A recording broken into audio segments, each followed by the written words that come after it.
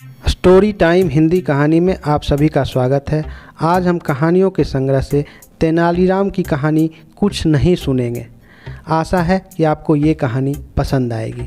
तेनालीराम राजा कृष्णदेव राय के निकट होने के कारण बहुत से लोग उनसे जलते थे। उनमें से एक था रघु नाम का फल व्यापारी। उसने एक बार तेनालीराम को षड्यंत्र में फंसाने की युक्ति बनाई। उसने तेनालीराम को फल खरीदने के लिए अपने दुकान पर बुलाया। जब तेनालीराम ने उनका दाम पूछा तो रघु मुस्कुराते हुए बोला, आपके लिए तो इसका दाम कुछ नहीं है। यह बात सुनकर तेनालीराम ने कुछ फल खाए और बाकी फल थैले में भर लिए और आगे बढ़ने लगे। तभी रघु ने उन्हें रोका और कहा, मेरे फल का दाम तो देते जाओ। तेनालीराम रघु के इस सवाल से हैरान हो गए और बोले, अभी तो तुमने कहा कि फल के दाम कुछ नहीं है, तो अब क्यों अपनी बात से पलट रहे हो?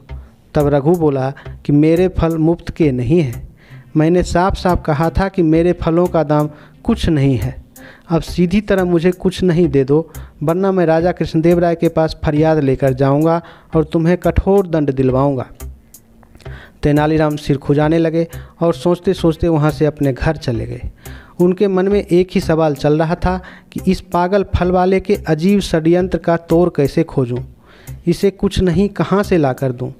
अगले दिन फल वाला राजा के दरबार में आ गया और फरियाद करने लगा।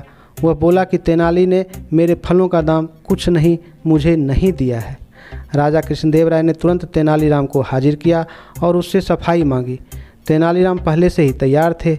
उन्होंने एक रत्न जड़ित संदूक लाकर रघु फल वाले के सामने रख दिया और कहा, ये लो तुम्हारे फलों का दाम। संदूक को देखते ही रघु की आंखें चुंधिया गई। उसने अनुमान लगाया कि इस संदूक में बहुमूल्य हीरे जवाहरात होंगे। वह रातों रात अमीर बनने के सपने देखने लगा और इन्हीं ख्यालों में खोए खोए उसने संदूक खोल दिया। संदूक खोलते ही मानो उसका ख्वाब टूट गया। वह जोर से चीखा, ये क्या, इसमें तो कुछ नहीं है। तब तेनालीराम बोले, बिल्कुल सही, अब तुम इनमें से अपना कुछ नहीं निकाल लो और संदूक मुझे वापस कर दो। वहाँ मौजूद महाराज और सभी दरबारी हंसने लगे। रघु को अपना सा मुँह लेकर वापस जाना पड़ा। ये कहानी आपको कैसी लगी हमें कमेंट्स में बताएं। धन्यवाद।